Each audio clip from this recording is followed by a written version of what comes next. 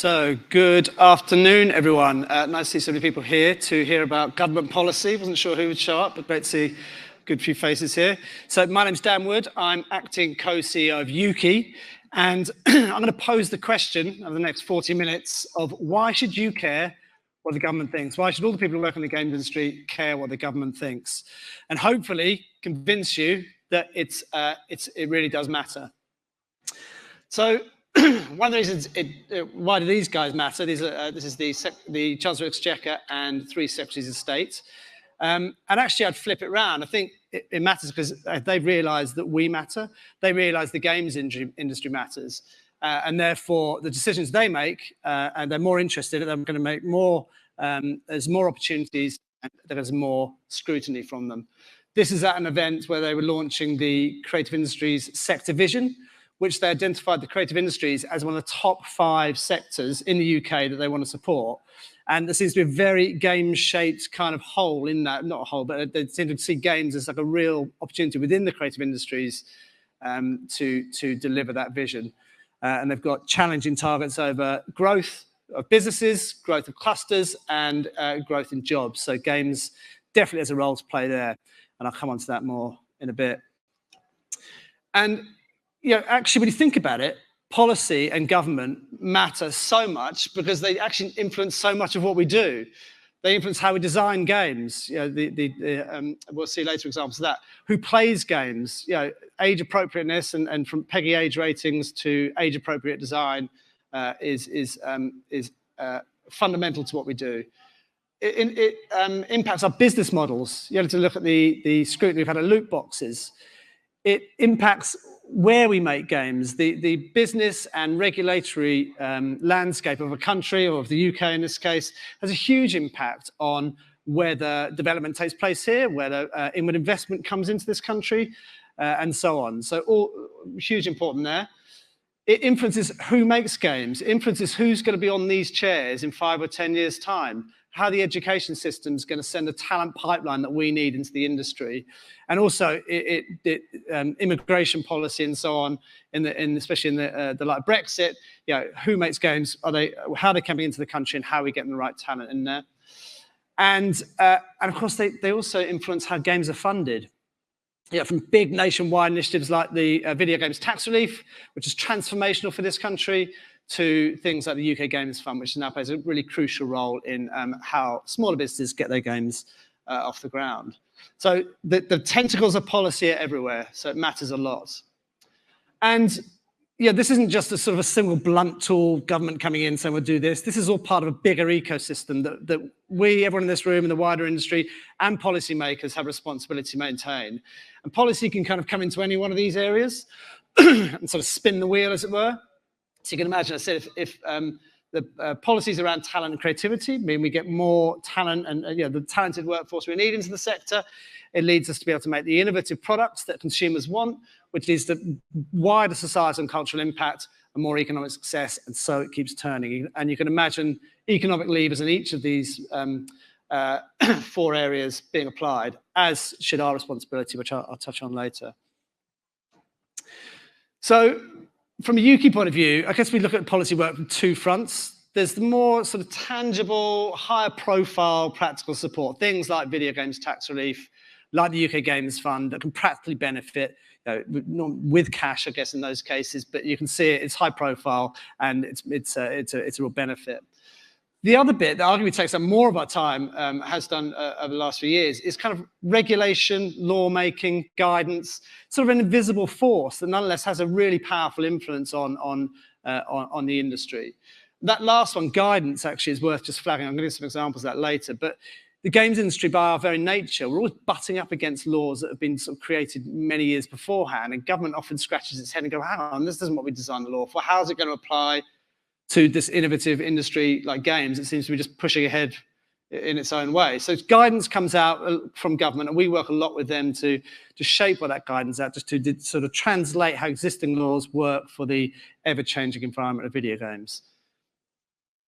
So just to give you a sort of sense about those 2 kind of strands, the practical support, I've mentioned a few of them here, but it's also skills funding. We've got, this government puts money into skills programs.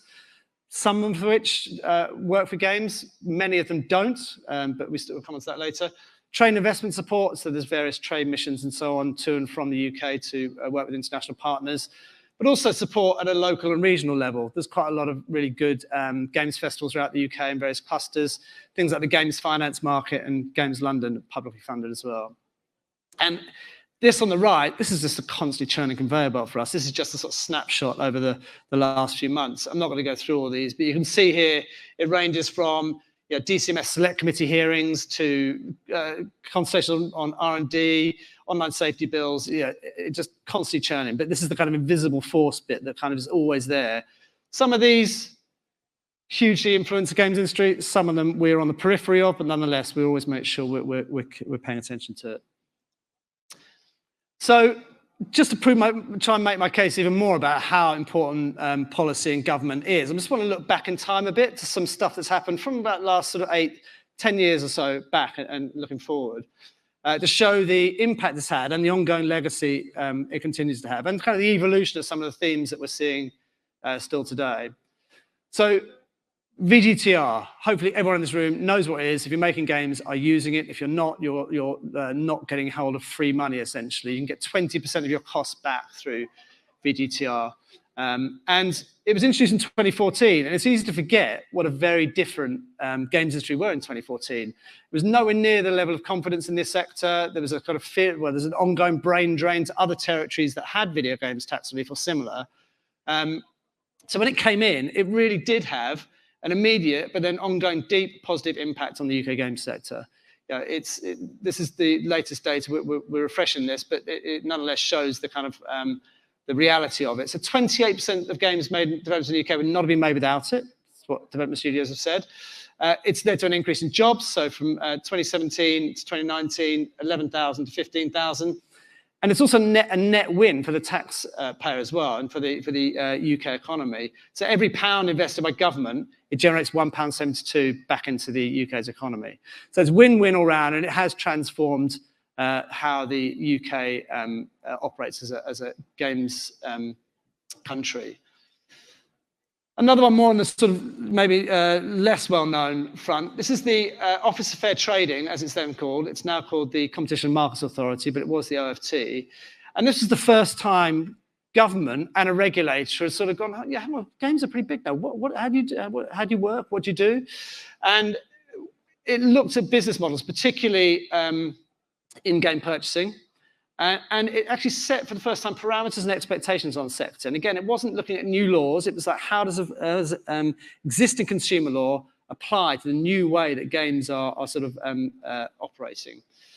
So it required studios and platforms to provide upfront information about the game itself. It sounds obvious these days, but what is your game? How does it work? How does it make money? This is on app stores or Steam, whatever, you had to display all this. You had to show transparently the costs associated with a game, including any in-game purchases. This will sound so obvious to us now because this is what you have to do when you submit your games. But this wasn't happening 8-9 years ago, not across the board anyway. You need to provide clear messaging about when payments are required in games, and for the first time, it sort of set this expectation to offer consumers an informed decision about payments. And that's a concept that we keep hearing government refer to. We must be transparent, responsible, and offer an informed choice to consumers in everything we do. Another example that, again, we take for granted, but has a sort of set in motion, a sort of trend and something we still rely on now, was when PEGI got introduced, the sole age rating body in the UK. We had, so 9 years ago, there were two. We had PEGI and then the BBFC, which in inverted commas was a film rating body that was still doing games. So hugely confusing to consumers and not exactly a vote of confidence in the games industry's own ability to regulate itself. So having PEGI enshrined as a single age rating for games was a massive endorsement of a self-regulatory approach, showed that we are mature enough to take care of what we do ourselves and have our own age rating system. And I think PEGI obviously sometimes gets overlooked, but actually it gave us then, it continues to give us a platform and the tools that we use this day. They're constantly updated to now show whether there's random items in it, whether there's in-app purchases, and linked to parental controls. And it's going to be even more important when we think about how age assurance and age verification starts coming into effect through regulation too. And just to give an example of something a bit more recent as well, this is the Children's Code.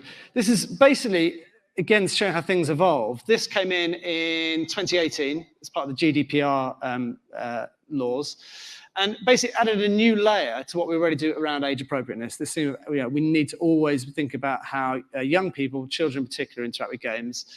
So we already have PEGI, age ratings, and parental controls. And this basically translated how we apply age appropriateness to data collection around children. So it translated GDPR into a set of kind of guidelines that the games industry and others could apply. So putting the child first by thinking about ages of people who play your games. So if everyone plays your games, it's always the child that takes priority when you think about how you design your game, how you monetize your game, how you collect data around your game. Privacy settings should be set to high by default. Children's data is not to be collected and stored without valid reasons. And you must provide age-appropriate communications to children. So you obviously can't be too complicated. They should have, if they're beyond a certain age, they should understand what they're committing to when it comes to data. And you start to see, the imposition or the stick, as it were, of big fines start to emerge. And the games industry hasn't fallen foul of it, but TikTok did get a significant fine as a result of this. And I couldn't not mention Brexit. It's obviously had a profound impact on everyone in the room. It's from the games industry point of view, obviously it's had a big impact on skills and talent. And I think it's too deep for me to go into any more than this, but I thought not including it would be conspicuous by its absence. So it's there, and we can have questions on it later. I'm not sure I'll be able to answer them, but there it is. So I hope you can see why, it's a constant thing. It's evolving. It's been part of what we do anyway. You may not feel its effects sort of tangibly, but it's been there and it's having an impact on everything we do going forward. I think now it's even more important than ever before because games matter more than ever before. And this isn't something that we're saying. This has been recognized by governments and policymakers throughout the country. We matter economically. There's 2,000 games businesses in the UK now. Probably more, seems to be one being born every day, as it were. And there's a spread across the UK, which is quite unusual, especially for the creative industry, 60% outside London. So creating jobs up and down the country, supporting 73,000 full-time employees across the whole value chain, with about 20,000 core development jobs. And combined generates over 5 billion for the UK economy. And we're also a nation of game players who, between us all, spend 7 billion on games and games-related culture. So we matter economically. But it's not just about the numbers. Games actually are now, I think, and I'm sure lots of you agree, we're the most powerful communications medium of the 21st century, and therefore potentially ever. There's 3 billion players around the world, men, women of all ages. And that means that games matter culturally as well. They're everywhere and they can do anything. We just look at the sheer breadth of kind of genres and content and different ideas that games can now manifest. And so a powerful tool for art and storytelling. They can educate and entertain people in equal measures. They also matter socially. People hang out. It's where people hang out. Billions of people hang out. They meet friends. They speak to friends. How do they do that? We need to make sure that's all done in a responsible way. We benefit the lives of players. And we have the opportunity to positively benefit, positively highlight and impact big societal issues like, say, climate change because of our sheer reach. So we're big, we really matter. And because we matter, we're getting scrutinized. I've been at Ukie for over 10 years. We spend a lot of time going, hey, look at us, we're amazing, we're amazing. And suddenly it's like, oh, you are, you're really big. And what do you do again? So we are getting scrutiny, and that's entirely fair enough. And we're here to answer the questions and deal with that scrutiny. But it also presents a lot of opportunity, and I want to sort of weave that throughout as well.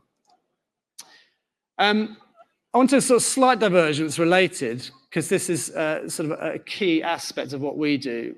Because we matter, we as a sector really have our own role to play in sort of forging our own destiny here.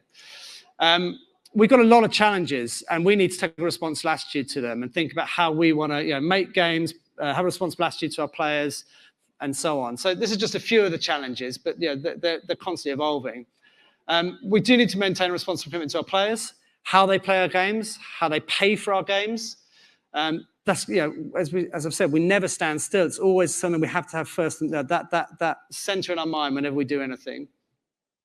We need to continue to demonstrate a strong self-regulatory environment for everyone's sake, mostly for our players, but also government, by the very nature of it, struggles to keep up with games. But that doesn't mean we just blast ahead regardless of consequences. We have to come up with the self-regulatory measures that we need. We need to figure out how we're facing a skills crisis at the moment. I think at any given time in the last 3 years, we can't hire 10% of all the roles that exist in the industry. 10% growth going begging just from that, almost, you could argue. So we need to solve the challenge around skills and diversity ourselves and look at measures we can do as an industry as well. And it's combating lingering negative stereotypes. There are we get far fewer these press pieces and so on coming into the Ukie office. They're still there though, and we need to constantly do that. Now, the reason I mention it is because it's all interlinked with how we interact with policymakers. So, we need to deal with the challenge ourselves. And examples of what Ukie does, we've got our Raise the Game diversity work. We've got our digital schoolhouse program, which is addressing education skills gaps. And interestingly, we often work in partnership with policymakers on some of those things. The digital schoolhouse was kind of seed funded by public money. It's now funded by government. It's had 170,000 kids through it in the last 5 years, all learning how to be inspired around digital and creative computing. And because we do that, and we're always working, delivering stuff ourselves, working in partnership where we can, it opens the door to these opportunities. It's very difficult to say, hey, we need this. And they're like, well, hang on, you've got to sort your own problems out first. So the attitude we have to take is being one of taking care of our own stuff as much as we can, working in partnership, and then working hand in hand with policymakers where regulation is required or opportunities present themselves. And that the kind of formula is that leads to us developing good self-regulatory measures.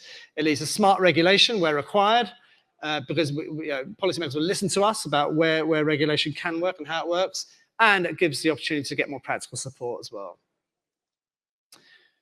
So this gets a bit more detailed now, so don't glaze over too much, I hope. But this is getting a bit, some of the details I want to give about some of the stuff we're working on in a sort of policy landscape space. So the DMCC, this is a new competition regime for digital markets. This is government and regulators waking up to, not the games are not in the firing line here, but certainly part of the picture that a lot of businesses, a lot of big businesses operate purely in the digital space, and regulatory regimes have not kept pace. So this is going to be addressing that. This is going to give new powers to the CMA from a competition point of view to intervene in digital markets, particularly large dominant tech firms. Not mentioning names, but as I said, games aren't actually being named here, but we could fall into these categories. And on the market side, it's looking at things like, for example, subscription services. It's saying to businesses who have subscription services that they need to provide additional notifications, new calling off periods, and additional cancellation measures to consumers because they feel that they're not being flexible or lenient enough in that. So we're actually saying, well, look, don't label us all with the same brush, as it were. So actually look at what the games industry does. We actually do take a different responsible approach to subscriptions to some of the other companies you're looking at. And equally, if you do introduce measures, it could be an actually information overload for consumers. They're not seeing, if you look at the data, we're not seeing the complaints about subscriptions that you think are there. Consumers don't necessarily need this. And also, you could introduce a massive compliance burden on companies that could then get passed back on to consumers at the end of the day. So we're working as part of a coalition to demonstrate industry best practice, just show what we do, be open and transparent. We're not trying to pull the wool over anyone's eyes. We show how subscription services work, and then it's an informed decision about how that regulation is applied. Next one, AI. So government is generally trying to get to grips with the impact of AI, and aren't we all, I guess. So there's lots of views about AI. It's still way too early for us to really have a sort of firm position on it. We all see ourselves operating at the shoulder of industry. So we're watching how industry adapts to the opportunities and threats of AI. But we're being asked by government about, the government is sort of asking questions about how do we regulate it? How do we make sure it's not held back too much? How do we make sure it's not posing risk to society and so on? So we're suggesting that video games industry use of AI gets defined as low risk. It's within walled gardens, it's under certain parameters and only applied to certain things. Yeah, we're making the case we've been using it for decades, but the generative AI certainly can go further and is already, and it has lots of opportunities. But equally, there are some challenges, particularly around copyright and IP infringement, and machine learning and so on that we all know about. Really needs to be taken seriously, and they need to think about how current copyright and IP provisions deal with that. We need to make sure the impact on jobs is considered. That's not just for them; that's for us as well. We need to at least understand what impact it is having and think about any measures that could be put in place to mitigate it.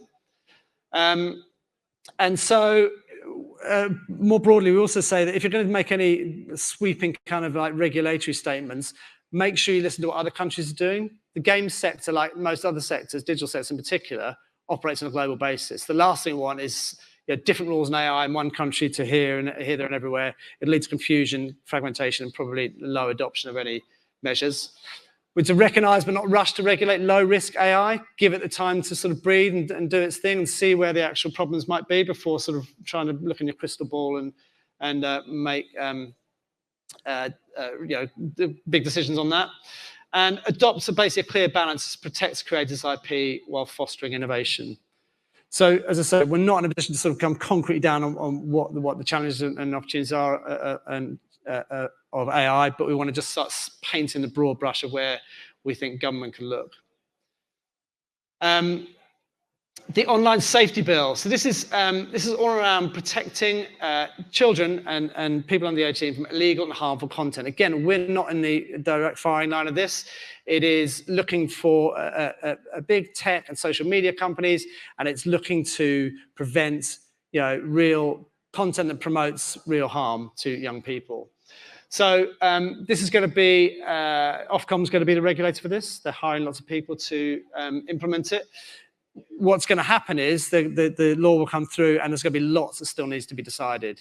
How will it work? Because there's so many different aspects to it. So some of the parameters, for example, that determine whether you're part of this, need to worry about it, still to be determined. They're going to be consulting on it, but some of them are you a business over a certain size? And they're looking at whether that's done by number of users. Don't know how many users, but that's what they're going to be finding out. Do businesses offer user content? Yes, games do offer user content, so we could fall under for that. And do we have material that is likely to be accessed by children? And again, the answer is, in a lot of cases, yes. Interesting, as a part of this, they're also looking at how, particularly social media businesses and other tech businesses, look at dealing with age assurance and age verification. This is a hot topic for government at the moment, and it's certainly one we've been involved in. We are being asked what the industry is doing about it, and what's going to happen. This bill will start to condense, preferred and best practice ways of age verification happening. Games is going to have to be listening to that, because when it comes to it, they'll be asked, and we fall under this, and they're saying you have to comply to this. We'll need to be part of that conversation so that any age assurance or age verification methods match our business models and platforms. It's worth just mentioning, we think the games, or the laws looking at affecting business on a proportionate basis related to the risk. So again, if big social media platforms are the main target, they'll also be assessing how much user-to-user interaction is there in-game, and what does it look like. And also, do games platforms allow access to suicide, self-harm, eating disorders, etc., on the wider internet as well? That's their main source of concern. So we're going to continue to make the case that actually we're already doing loads around online safety and monitoring of communities. More we can do, and again, I mentioned AI, the role of AI within that. And we're going to continue to make sure that if we are pulled into it, it's all dealt on a proportionate basis. Again, we're not anyway trying to put it in the sands, but make sure that it's sensibly dealt with and applied in a proportionate way. Loot boxes. We've been talking about loot boxes for years, but I'm pleased to say we've got a new set of principles that we've been working with DCMS and academia and a number of other parties on, due to reach conclusion very soon. That's all I can say for now. but imminent.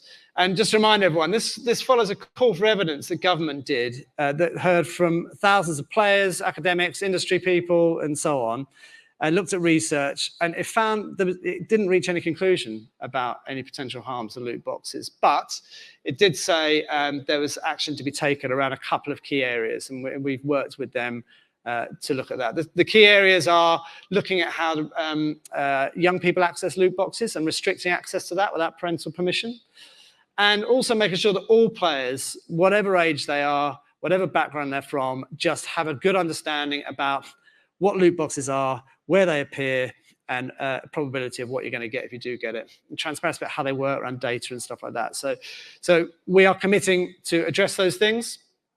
It will be coming out very soon. We've also committed to supporting a wider public information campaign over 3 years to talk not just about loot boxes, but actually respond, how parents can, parents in particular, can understand, talk to their kids about how they play, and set the parental controls needed to let them play in a fun and responsible way. And we've also, this is really important, as I said, this came as a result because there was no conclusive evidence. There's loads of research on loot boxes, but none of it was all saying different things, and there was sort of seen as being flaws in methodology in some of it, so it wasn't conclusive.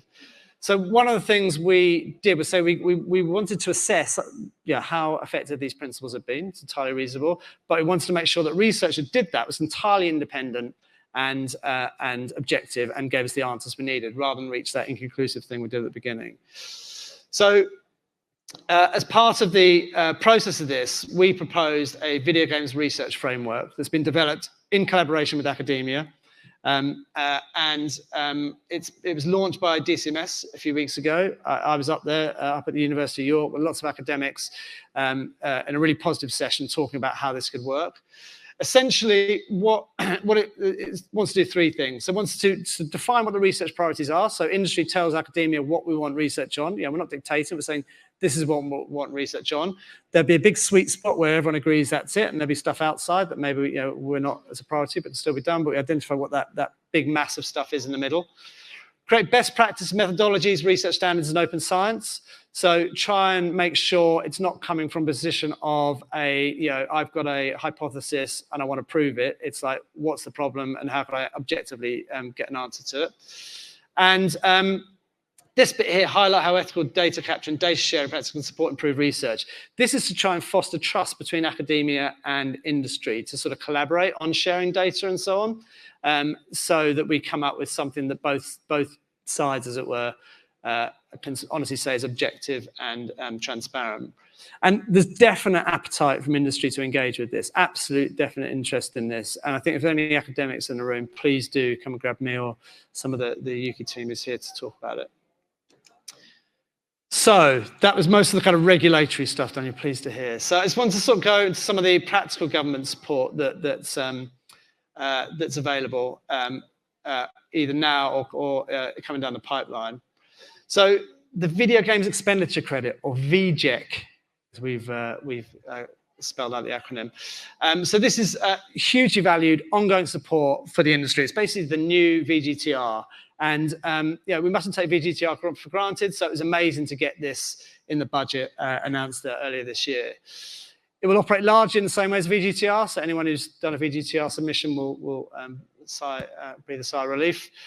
Has gone up, we do get more.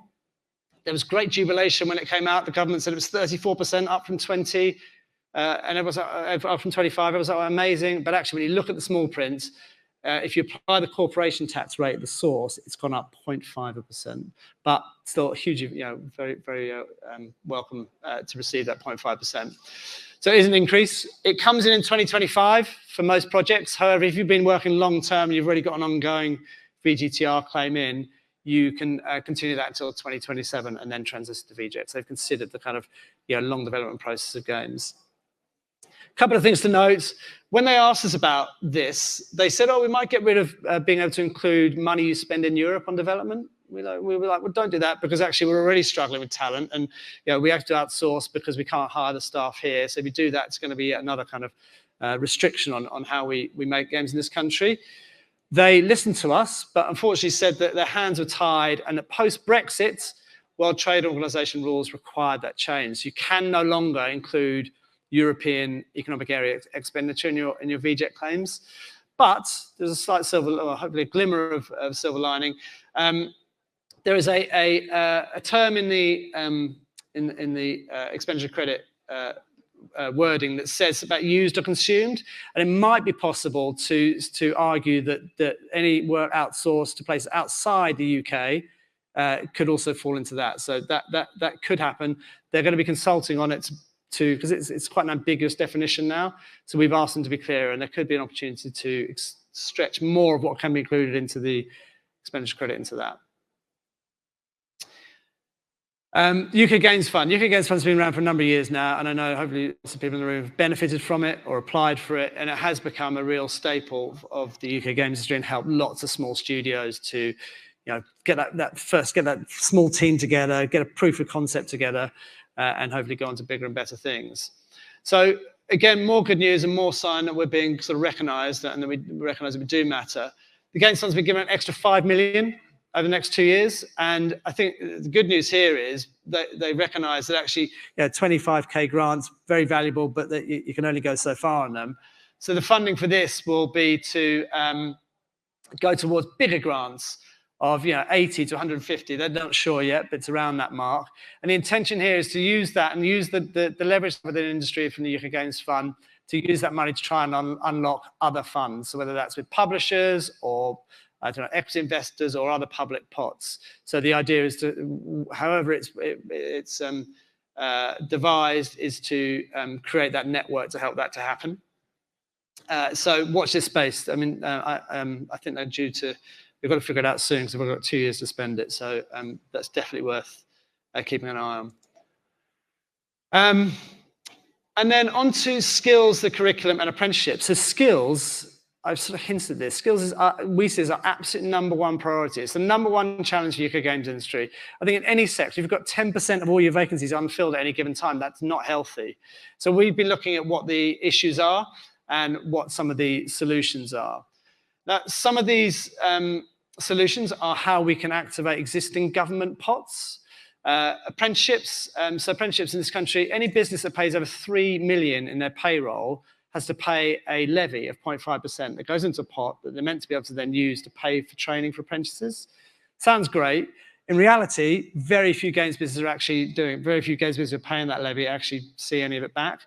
It's very time-consuming and expensive to develop standards. It's very difficult to find a training provider who then can deliver the skilled training that games businesses need. And it's actually, if you're doing it individually, it's very expensive to hire a apprentice and pay for their training, and the levy does not cover it. So a number of kind of functional issues that's wrong with apprenticeships that we think are great in principle, but aren't working for games. So we need to work hard to see how that can be unlocked. Similarly, boot camps. Government's got a pot of money for boot camps, and we want to figure out how we can work with them.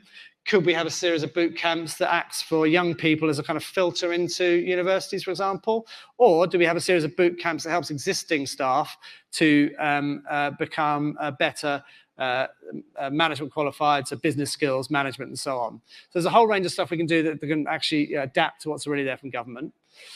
But equally, bigger picture, we did some consultation at the moment, and we're finding actually there seems to be a real gap in the provision of digital creativity in schools. We've got computer science, which we campaign for, brilliant, back on the curriculum. But that is really, if you're into video games and people say, what's my pathway? We sort of point up there. Yes, there's art and music and so on, but the uptake of those courses is dwindling. So when you come, so I said earlier, we had 170,000 kids coming through Digital Schoolhouse at primary school age. They get to secondary school, and what do? They have to wait until they can do a GCSE in computer science, or what if they're interested in that digital creativity? So we're looking at whether there's a gap in the curriculum, both in England and in Scotland, around a digital creativity qualification, maybe at GCSE level or somewhere throughout that. That just gives a kind of pathway for anyone interested in the skills that we need, around art, around music, around storytelling, around design. How do they sort of funnel that? And those who want to go into computer science, off they go, but others have another route. Another thing that keeps coming up is there's a need for a game-specific body whatever that may be, to drive collective skills activity on behalf of the industry. Lots of other sectors have these bodies in place, and we sometimes sort of piggyback on the back of some of the stuff that film and TV are doing. But if we matter that much, shouldn't we have our own body that can do things like create apprenticeship standards for us that we can all benefit from, that can help find trainees for people, that can run boot camps on behalf of the sector that all businesses can sort of tap into the talent that comes out of. So definitely an appetite for it. It's one thing having an appetite for it, it's another thing putting your hands in your pockets to pay for it. So we still haven't bridged that gap. But nonetheless, there's an appetite, and we want to talk to government and industry about what the opportunities there are too. Sorry, let's check my time. Good. So so that's kind of a lot of the stuff that's either in place or the regulatory and guidance stuff that we've been working on. I want to sort of finish on just talking about how we're shaping a positive agenda, and I've hinted this with that skills work there. We think there's a real opportunity for the games sector, as we have matured, as we do matter, and we are being recognised that we matter, to shape a positive agenda that will drive us forward in a growing way, in a responsible way, getting the right talent in, but us taking control of our own destiny, as I say. And so back to these guys that I showed you at the beginning. This is, there is an opportunity now. This is I mentioned the creative industry sector vision. We were seen as one of the top 5 sectors to provide growth, bigger than aerospace, bigger than North Sea oil. Really, the numbers stand for themselves, and games are the embodiment of what they'd like to see achieved. And they have set these challenging targets around growing businesses, supporting clusters, and creating jobs. So, the question we're now being asked is, well, how can you help us to hit those targets? What does the games industry need to hit those targets? What do you need to grow in the way you want to grow? And that's being asked very genuinely, from the highest power in the land, if you were, from Rishi Sunak. This is us at number 10 with him playing Super Smash Brothers with our Digital Schoolhouse esports guys. Sir Keir very much outlined what it sounded like coming out of our mouths about the need for digital creative skills and education. So there is a real opportunity for us to say what we collectively think the growth of the industry looks like. So we're doing some work on a manifesto, which is underway now. There's a general election expected sometime 12 months next year, we imagine. Don't know what kind of party's going to be in, but whoever it is, we want them to have a clear idea about what we want as a sector.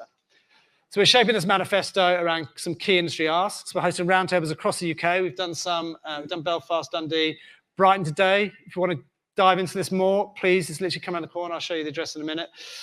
Liverpool, Sheffield, Leamington, another maybe 1 or 2 online TBCs for anyone else who wants to get engaged too. And we want to finalise the manifesto by, I think August might be ambitious, but certainly September, in time for the party conferences, so we can tell everyone what we want. Alongside the wider landscape roundtables, I want to flag, we're also doing some skills roundtables because it is the #1 priority. It's an area to deep dive into. So we're doing 3 separate roundtables there that all kind of focus into that end product. And one of the key question we're asking ourselves is, how do we as a sector want games to matter in 5 years' time? What are the responsible measures we think we need to take? How do we solve our skills problems? But also, what does government provide us? At the moment, what that's sort of boiling down to, there's lots of ideas and lots of areas, but the 3 strands that we've got and the buckets that we're trying to fill, I guess. Skills, I've talked about that enough, I think. #1 priority, big challenge, not enough people coming through at entry level, and also no one being able to hire senior or experienced people either. So it's kind of like, whichever way you look at it, there's a problem. Funding, so that could be as simple as asking for more money for the UK Games Fund, would be nice, but it's equally looking at where the market failures are throughout the funding landscape. Is there not enough money for businesses who actually need from 1 to 5 million quid, for example? Is it a knowledge gap? Is it actually businesses don't know what kind of funding they're looking for? And if they do know, they don't know where to go and find it or how to ask for it. So lots of stuff around funding. And regulation, I mean, I've covered that in abundance. It's quite difficult to answer because to a certain extent, it's up to government to decide what they might want to look at regulating. But we know how the industry's going. We know what the future might look like. So there, we're looking for kind of pointers about some of the hot topics and new areas that we might look at, where self-regulation could work and where government might be looking next. So do come and join us. I forgot where the beginning and end is. We're at that end, and the session is that end. So it's only 4 minutes walk. It's in the... the Holiday Inn on the seafront, just down the road. So please come and join us at, what time is it? 2 o'clock.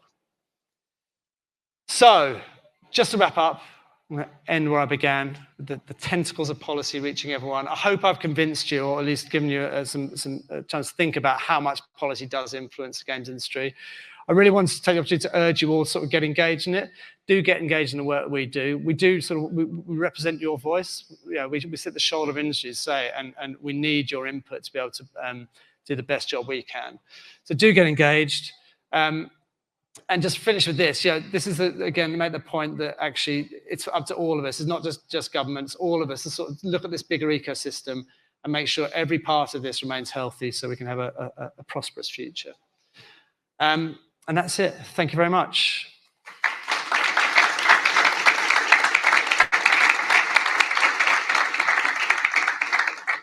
So I have, as instructed, left 5 minutes for questions. I should say I've also got some policy colleagues here who know far more about all this. I might call on them if there's any questions.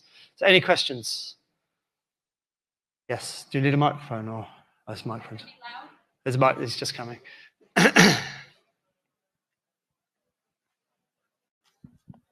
Thank you so much. I know Ukie does a lot of video game stuff, but one of the things that I found kind of difficult to cover, both from like a funding point of view and a legislation point of view, is the physical games development and how like difficult that is to navigate.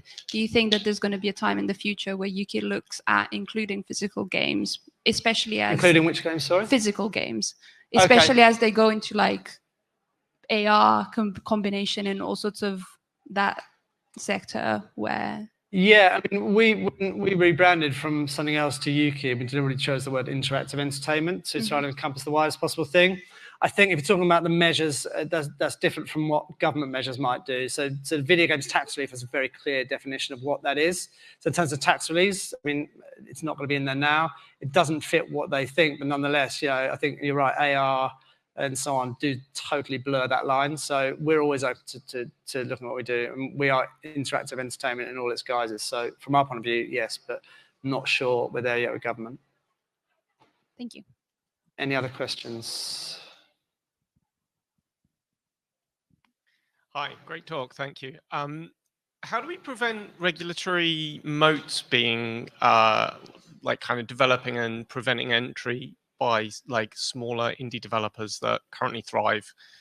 That what? So regulatory moats. So like things like GDPR make it increasingly difficult for people to build things without fear of getting sued afterwards.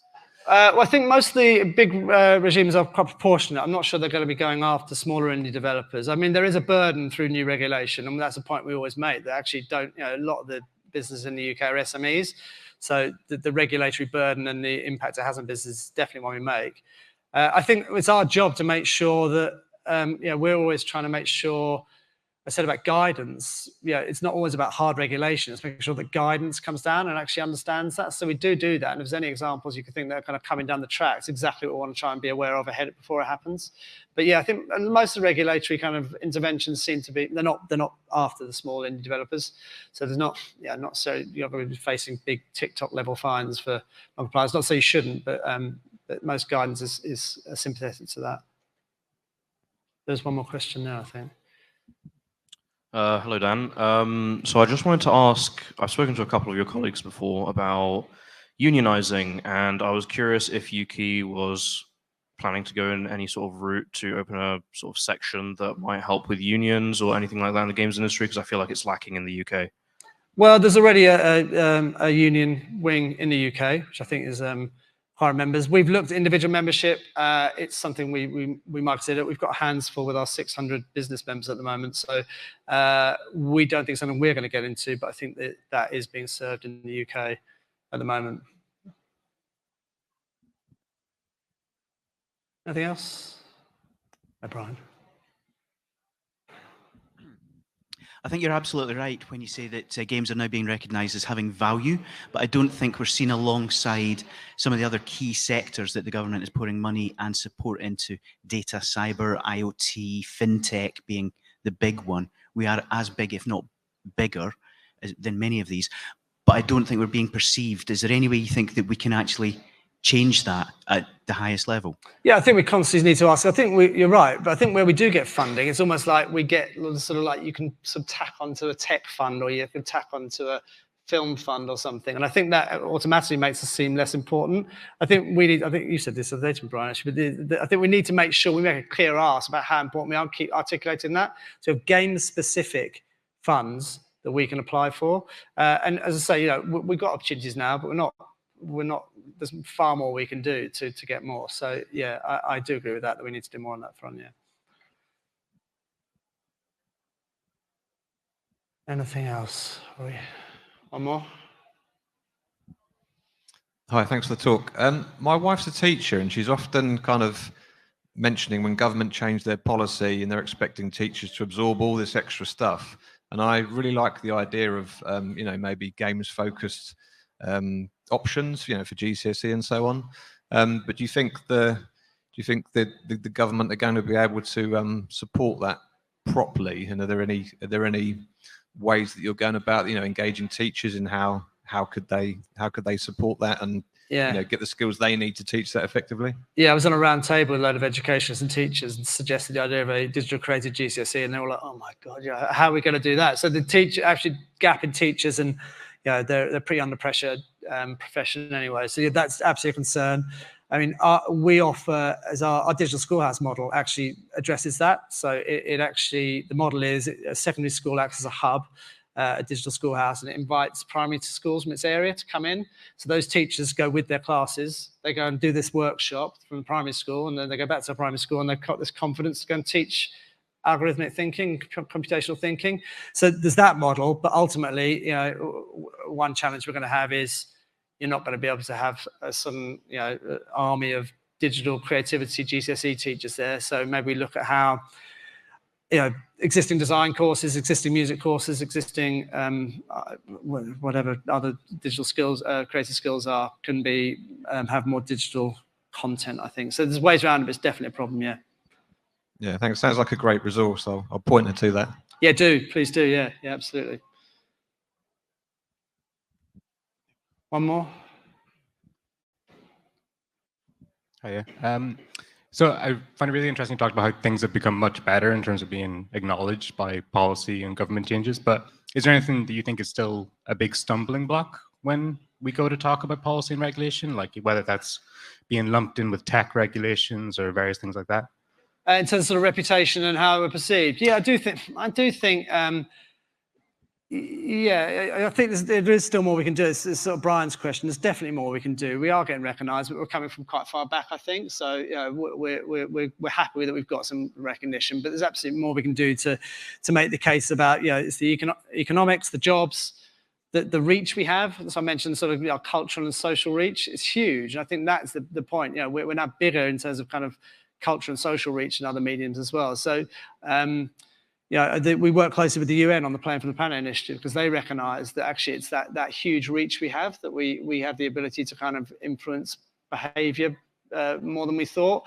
So all those things combined, we need to keep pushing as hard as we can on them.